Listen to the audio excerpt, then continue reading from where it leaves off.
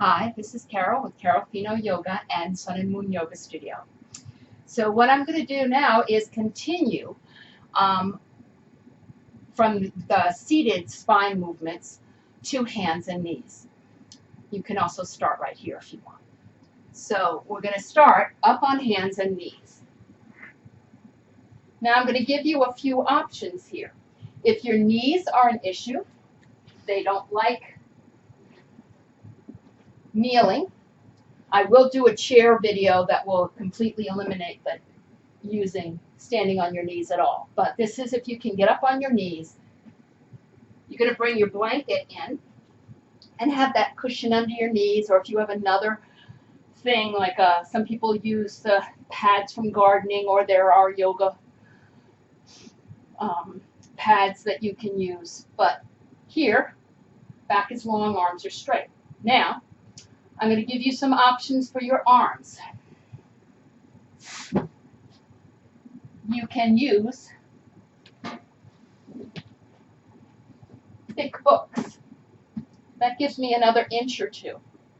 So I have if you're back from my age where you would buy these big thick textbooks and they're still sitting on your shelf, you can use these under your hands. You can also use blocks. If you don't have yoga blocks, that's where the big textbooks come in. You can use blocks. And what's nice about the blocks is you can use different heights. So here or here, but you're going to make do with what you've got at home. The last option, which is actually a pretty good option,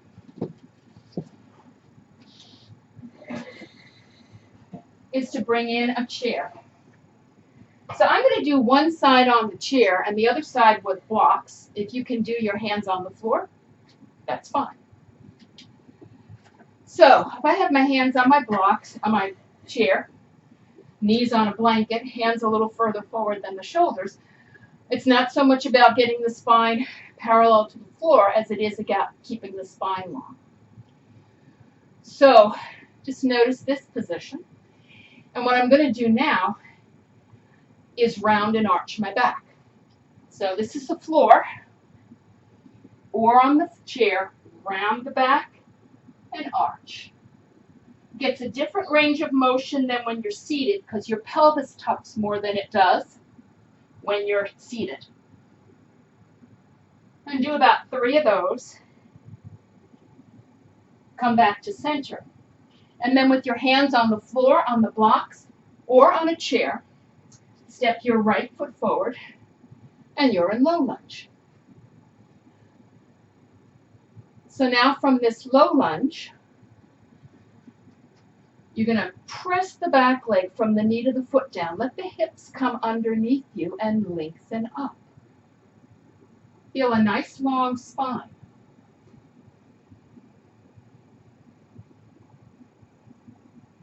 And if this front leg is really strong and knee over the ankle is a little stronger, so if your knees are wobbly, don't put your knee ahead of your. This gives all this movement to the knee. When the foot is here and you press down, it'll give the knee a little more stability. Tuck the toes of the back foot under. If you have a blanket there, make sure you're not on the blanket because your foot will slip. Press back in the heel and lift the knee, and you're in high lunge. If high lunge doesn't feel comfortable, either in the front or the back knee, or if your front knee goes way out to the side, stay in low lunge. And then bring that back knee down, top of the foot to the floor. Press the back leg down, hips come forward. You might come up a little higher, and if you have a chair, your hands might be right there that you can bring them to your leg. Take a couple of breaths. Hands can come forward and then maybe up. Then turn the palms forward. Let the hands come down to the chair or blocks or floor. You can stay here or tuck the toes, lift the knee, and see if you can lighten up on your hands a little bit. See if you can come up on your fingertips, whether you're on the floor, the blocks, If you can't, that's fine. You're just kind of seeing how strong are my legs. What you're doing is transferring the work from the arms to the legs so that eventually you might not need the arms all the time because you've built that leg strength. Then bring that back knee down if you brought it up.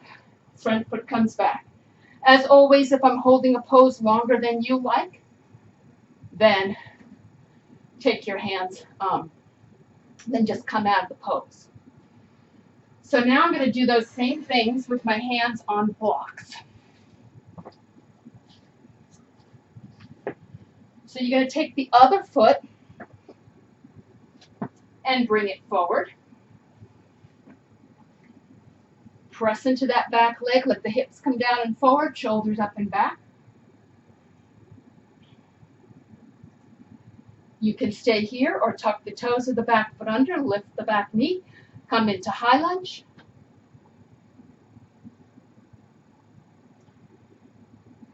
Bring the back knee down, low lunge. Hips come down and forward. If your hands get light enough, they can come off the chair, the blocks, or the floor.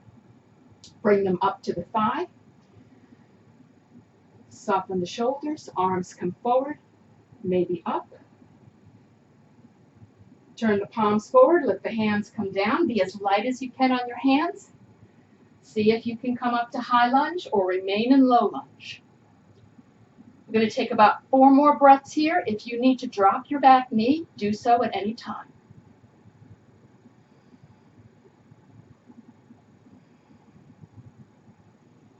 And then bring that back knee down.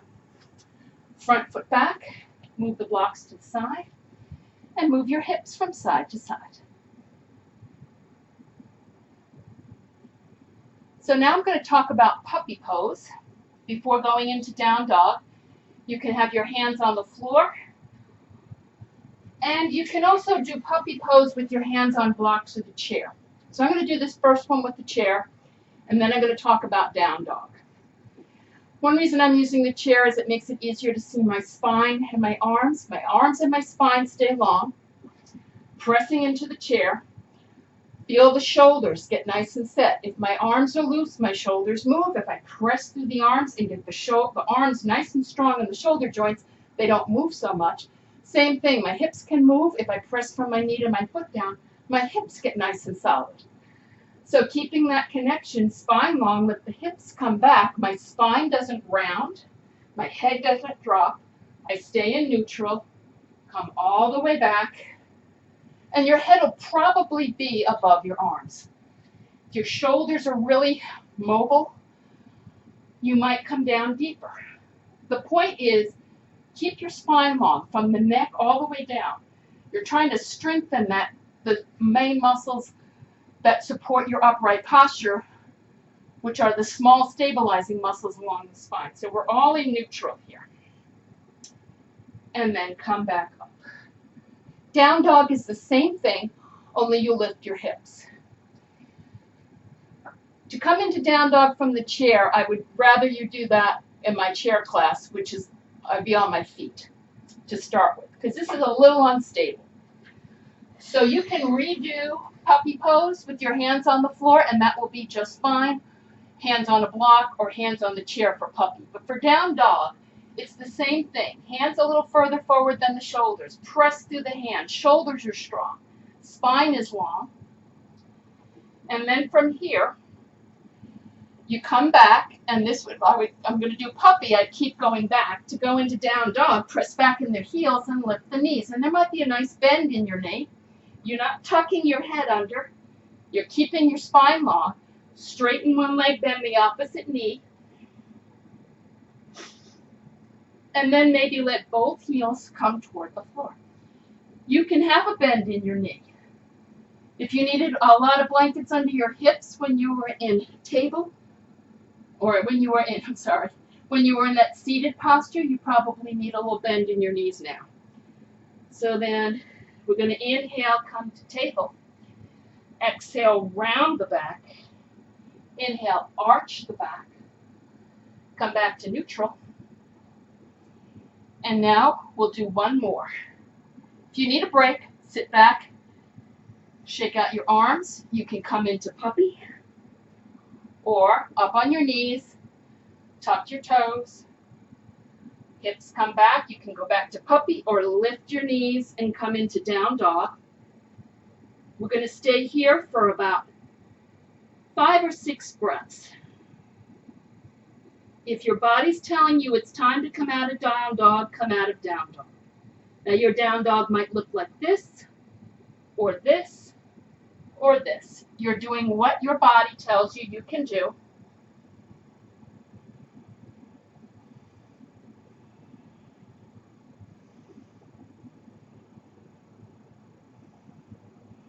And then on your next exhale, bring your knees down.